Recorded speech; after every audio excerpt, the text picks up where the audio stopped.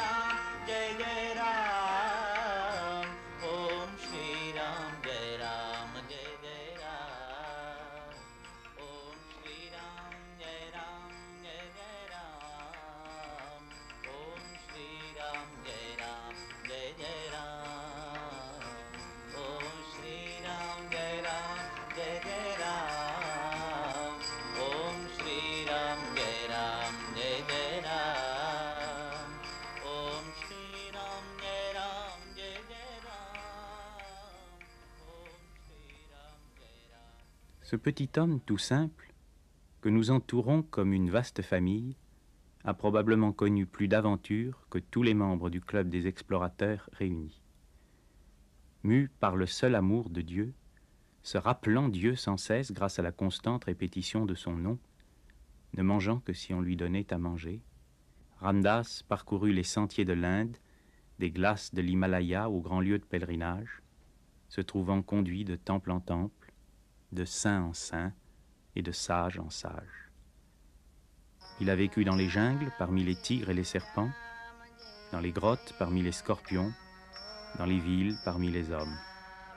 Tous ceux qui venaient à lui étaient Ram, son bien-aimé, sous des masques divers. Et il ne se souciait pas de savoir où ses compagnons l'entraînaient, car ce sage se conduisait alors comme un fou aux yeux des hommes.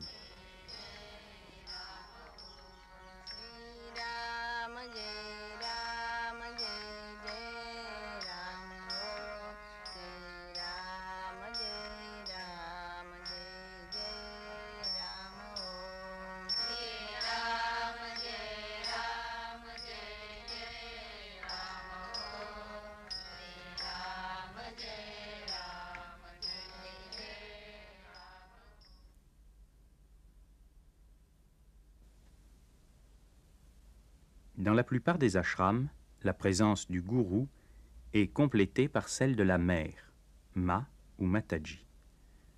La mère de l'ashram de Ramdas, Krishnabai, consacre ses journées et une partie de ses nuits au travail matériel.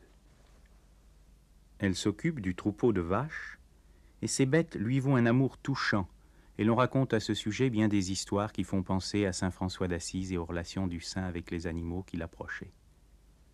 Mais Krishnabai se consacre aussi à la cuisine, nourrissant de 50 à 100 personnes tous les jours, consciente que ce n'est pas elle qui agit, mais la force divine qui agit à travers elle.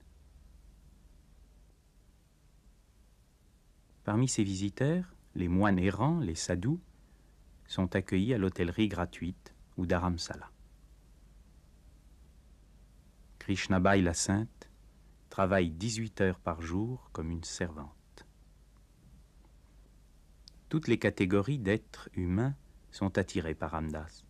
Les enfants nombreux à l'ashram aiment écouter les merveilleuses histoires ou encore imiter les grandes personnes en jouant à la méditation silencieuse. Mais les sadhus, les moines vagabonds, dont Ramdas a partagé l'existence aventureuse, sont spécialement bienvenus. Leurs règles ne leur permettant pas de stationner plus de 3 jours dans le même endroit, c'est un défilé incessant de têtes nouvelles, toujours intéressantes. Puis, le pèlerin sur le chemin vers Dieu reprend la route comme Ramdas le fit lui-même il y a 40 ans. Entre les murs d'Anandashram, il a entrevu le royaume des cieux, un monde plus simple, et surtout plus heureux que le nôtre. Un monde sans amertume, sans crainte, sans égoïsme. La campagne indienne infinie ouvre devant lui l'appel de l'illimité. Et il part, emportant au cœur le souvenir merveilleux du sourire de Papa, de son amour universel et de sa joie débordante,